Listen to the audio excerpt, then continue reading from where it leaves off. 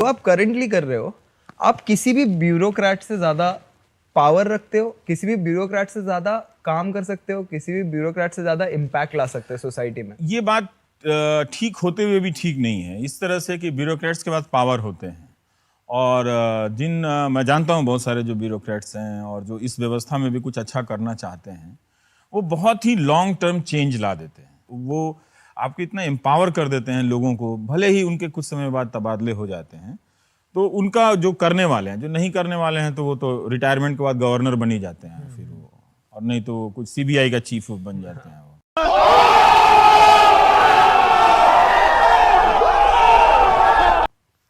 जो अपोजिशन को पकड़ते रहते हैं, पोजीशन वाले को छोड़ते रहते हैं। आप जो करंटली काम कर रहे हो वो टिपिकल सेंस में कोई और देश में कहाँ और किधर और कोई और ये देश में कोई और राज्य में उसे जर्नलिज्म बोलते हैं, पर अभी ये थोड़ा स्कैरी हो गया है। आपको डर नहीं लग रहा? नहीं, आदतन तो मैं बहुत डरपोक हूँ, मतलब बहुत तरह से डर लगता है। धीरे धीरे कुछ ऐसा होता है, आप ऐसा करते हैं जिससे आपको लगता है कि आदमी कितना ब्रेव है। हालत यह है कि हम जैसे पत्रकारों के व्हाट्सएप नंबर पर गालियां छोड़िए, मारने और बलात्कार की धमकियां सामान्य हो गई। एक दिन मेरे हाथों से मरेगा तू, दौड़ा दौड़ा के मारूंगा, यहाँ से पाकिस्तान लेके जाऊंगा जहाँ तुम्हारा घर है। बहुत से ऐसे लोगों को खुद प्रधानमंत्री नरेंद्र मोदी फॉलो करते हैं। और प्लीज प्रधानमंत्री से रिक्वेस्ट कीजिए कि वो इस तरह के लोगों को फॉलो ना करें। कोई नहीं मिलता उनको हिंदुस्तान में तो मुझे फॉलो कर लें।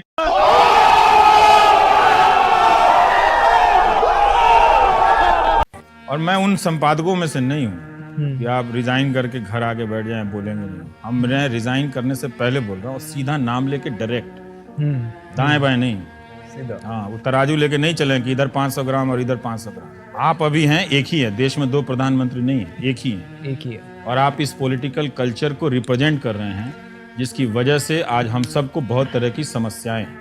आपके चैनल की एक बात है कि आप अगर बीजेपी के नॉर्मल स्पोक्स पर्सन को भी लेके आते हो जो बाहर जाके चिल्ला चोट मचाते हैं और बोलते हैं मौलाना जी आपकी टोपी उतार के आरती कराएंगे मंदिर की, जो ऐसी ऐसी बातें करते हैं, मौलाना बैठ और सुन। दूसरे न्यूज चैनल पे जाके जब आपके चैनल पे आता है वो एक अलग इंसान होते हैं। मैं देखता हूँ वो ये क्यों, क्या है कि फर्क पड़ जाता है, वो इस वजह से कि उनको पता है कि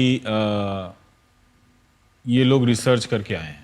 एक को आपने सही पकड़ा था, वो बोल रहा था साउंड नहीं आ रहा है, साउंड नहीं आ रहा है, साउंड नहीं आ रहा है। व्यापम घोटाला हुआ, वहां तो कोई किसी अधिकारी के खिलाफ क्या क्या चार्ज हुआ, कौन जेल गया वहां पर, किसके खिलाफ एफआईआर हुई? आपने एक सवाल का जवाब नहीं दिया, मैं ये पूछने वाला था। मैं रिक्वेस्ट करूंगा कि आपका चैनल फोन लगाए मुझे दोबारा। रवीश जी, मुझे एक ऑब्जेक्शन है, बार बार मेरे फोन लाइन को काट दिया जा रहा है और आपका भाई आप भी जानते हैं टीवी में कट जाता है, गजब है, एक ड्रामा कर रहे हैं आप, और क्या कर रहे हैं? आपको पता है कि टेलीविजन में सिग्नल कट जाता है, आप काट दिया जा रहा है, और कोई मुझे काम नहीं है कि आप, हम लोग कोई जान के लाइन नहीं काटे, कट जाता है भाई। संबित भाई आप जानते हैं, प्लीज नहीं रवीश जी, प्लीज, आप लोग चाहते हैं कि अभी इतना 5 मिनट आपने इसमें ले लिया बिना मतलब का, आप जानते हैं कि कट जाता है, ठीक है। तो पहले आते थे, अब तो नहीं आते हैं वो लोग, वो तो अब क्या करें, नहीं आते हैं तो अच्छा है, नहीं आते हैं। बीजेपी का समर्थक भी परेशान है, उसको नौकरी नहीं मिल रही, उसको भी नहीं मिली ना जिसने बीजेपी को वोट दिया है। तो बात मोदी सरकार की हो और वाराणसी की चर्चा ना हो तो हमारी पड़ताल अधूरी रह जाएगी। मैं बताना चाहता हूँ 4 साल जो है मोदी सरकार के, वो एकदम बेहाल रहा है। आप अगर देखेंगे तो केवल जुमलेबाजी से देश के साथ साथ बनारस के सांसद होने के नाम उन्होंने बनारस को बहुत चला है। विकास के नाम पे 3 साल पहले वाराणसी में एक पुल जो एक्सटेंशन के नाम पे बढ़ाया गया, वो आज भी पूरा होने का नहीं। हाल ही में अभी घटना घटी है जिसमें दर्जनों लोग मरे गए हैं, उनकी मौतों को भी छुपाया गया है। केवल लाइटें लगाने से बनारस का विकास नहीं, फराडबाजी बात ही हुई है, सच्चाई 1% भी नहीं है। मैं हैरान हूं, आजकल मेरे ही देश में कुछ लोग मुझे गुनहगार कह रहे हैं। मैं हैरान हूं भाइयों। बिना आधार के आपको डेथ सर्टिफिकेट नहीं मिलेगा, स्कूल जाएंगे तो वहां टीचर नहीं मिलेगा, तो सिंगापुर जैसे कैसे होगा? One institution that could do with a lot of corporate funding is the medical college in Yogi Adityanath's Gorakhpur, where last year 30 children died, possibly because of lack of oxygen. Now that hospital needs at least 40 to 50 crores only to fight encephalitis. However, that funding has still not been streamlined. Modi सरकार अहमदाबाद के नजदीक सरदार पटेल की विशाल प्रतिमा बनवा रही है। इसे प्रधानमंत्री मोदी का ड्रीम प्रोजेक्ट कहा जाता है। The Sardar Patel statue in Gujarat, it's being built at an estimated cost of 3,000 crore rupees. That is almost half of Gujarat's entire budget for agriculture in a single year. That is twice the budget for labor and employment in the state of Gujarat. And it is almost a third of Gujarat's annual expenditure on public health. जितनी बार आप ये कहते हैं कि यदि उनको प्रधानमंत्री बनाया गया होता, ये टॉपिक इतना बार लग रहा है कि 2014 में ही उनको बना देना चाहिए। अबे जिनको बनाया गया उनको तो बात करें हम। जिनको बनाया गया वही दिन भर कर रहे हैं कि यदि सरदार पटेल भारत के प्रधानमंत्री। ये 10वीं क्लास का लेवल है। अभी जो हो रहा है उसका सवाल बताओ ना भाई। हम हिस्ट्री में क्यों जा रहे हैं प्रॉब्लम ढूंढने? और हिस्ट्री में जाना, क्लासरूम में जाइए, लाइब्रेरी में जाइए, टीवी पे कैसे जा रहा है? हाँ। ये शर्मनाक है। उनको पता नहीं है क्या? टीवी वालों को सबको पता है। अभी 4 दिन में इनको अवार्ड मिल जाएगा, सब घूमते रहेंगे tweet, we believe in journalism और फलाना ग्रुप, ये वी आर नंबर 1 चैनल। दुनिया का पहला 0 TRP एंकर। क्या कर लोगे मेरा बताओ? ये नंबर 1 मुझे तो समझ में नहीं आता।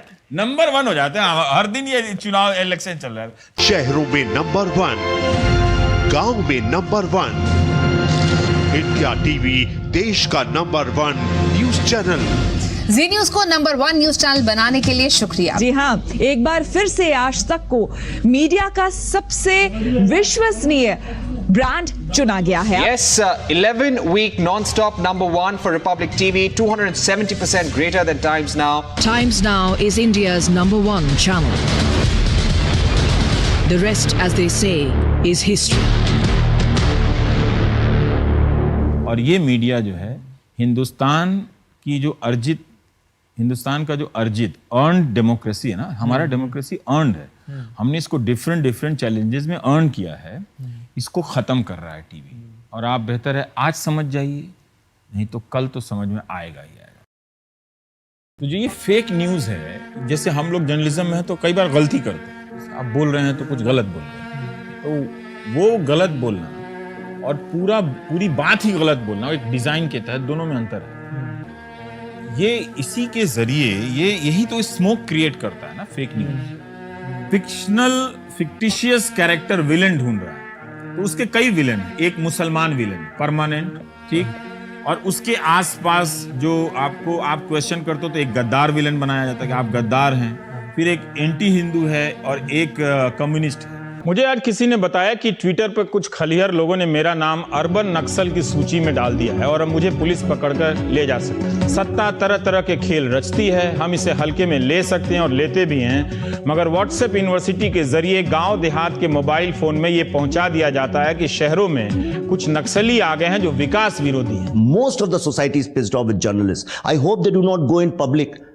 They will get lynched. Oh dear God. Okay, let's calm down. I hope they do not go in public. They will get lynched.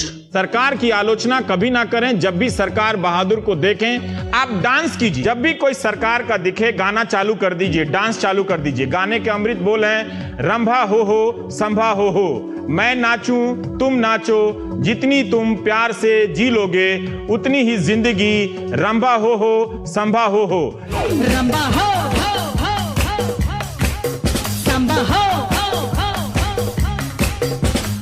Practice के लिए ये गाना YouTube में मौजूद है। मैंने इस गाने को नेशनलिस्ट सॉन्ग का दर्जा दिया है। तो मैसेज ये है कि आप केवल सरकार की तारीफ कीजिए, नौकरी ना मिले तो आप तब भी कीजिए, अनाज के दाम ना मिले तो तब भी कीजिए, ताकि आपको कोई अर्बन नक्सल ना कहे।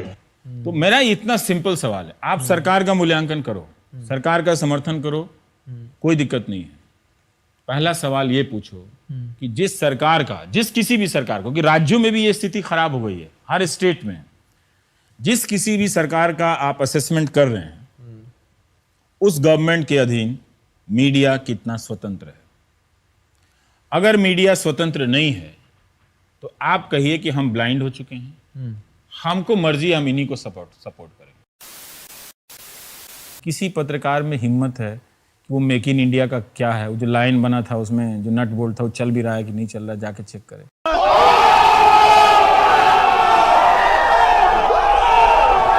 किसी पत्रकार में हिम्मत है कि स्किल इंडिया का जाके कर ले। इतने सारे न्यूज़ चैनल है, क्यों नहीं छापते पहले पन्ने पर?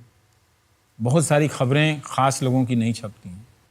तो अगर आप, मैं वही कह रहा हूं कि अगर आप इंफॉर्मेशन गैदर करने का स्ट्रक्चर होता, एक रिपोर्टर को, अच्छा रिपोर्टर को बनने में ना 10 साल का इन्वेस्टमेंट लगता है, तब जाके वो कमांड करता है, तब जाके वो ऐसा इंफॉर्मेशन लाता है कि आपको तुरंत लगता है ये कुछ गड़बड़ तो नहीं है। उन्होंने क्या कहा, आपको पता है? इंटरेस्टिंग स्टेटमेंट, टीवी नहीं ठीक होने वाला, टीवी ठीक हो जाएगा। राइम करने की भी हद होती है, ऐसा हद है, कोई सीमा होती है ना कि आप दिन भर चुटकुला बनाते रहेंगे क्या? टीवी ठीक नहीं होगा, टीवी ठीक हो जाएगा। अरे भगवान, पर ये जो टीवी ठीक नहीं होगा, मैं बता रहा हूँ कि टीवी को पता है कि वो ठीक नहीं होगा। हाँ, उनको पता है वो ठीक नहीं होगा। पर अगर कहीं से आने वाले अदृश्य अंतर्यामी फोन कॉल से अगर एंकर की नौकरी जा रही है, एडिटर रेजिग्नेशन लिख रहा है, तो उनको पता है कि ठीक नहीं होगा। और हमें ये मान के चलना चाहिए कि उनको पता रहता है। बिल्कुल पता रहता है। वो इतने हल्के नेता नहीं है कि उनको पता नहीं रहता। जो क्रेडिट उनको मिलना चाहिए देना चाहिए।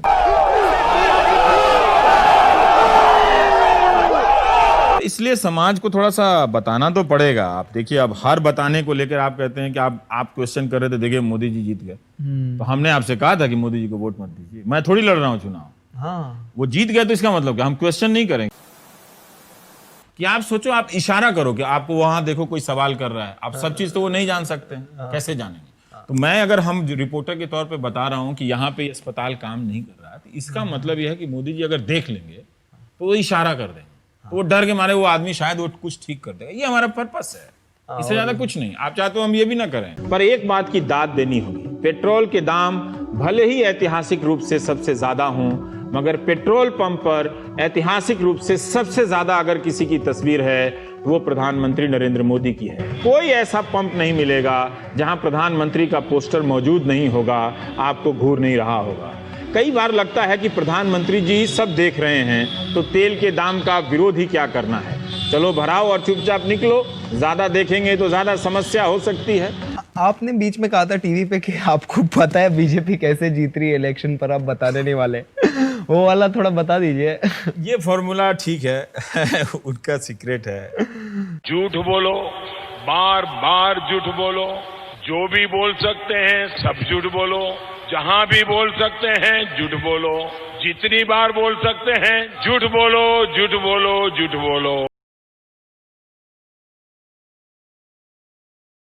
अरे मेरे पेरेंट्स डर जाते हैं, मेरी माँ मुझे बोलती है सब कोई डर जाता होगा, आपको भी लोग डराते होंगे कि मत करो चुटकुले। हाँ, मत करो चुटकुले। चुटकुले है यार, मैं बोलता हूँ यार ना करें तो उनको मन नहीं लगेगा क्या है यार, हमारी तो कोई आलोचना नहीं कर रहा। आप जो मेरी आलोचना करते हैं वो मेरे लिए बहुत बड़ा खजाना है, वो मेरे लिए गोल्ड माइन है, और ये मेरा कन्विक्शन है, ये सिर्फ शब्द नहीं है। मैं मानता हूं डेमोक्रेसी की अगर उत्तम से उत्तम कोई ब्यूटी है तो वो क्रिटिसिज्म है।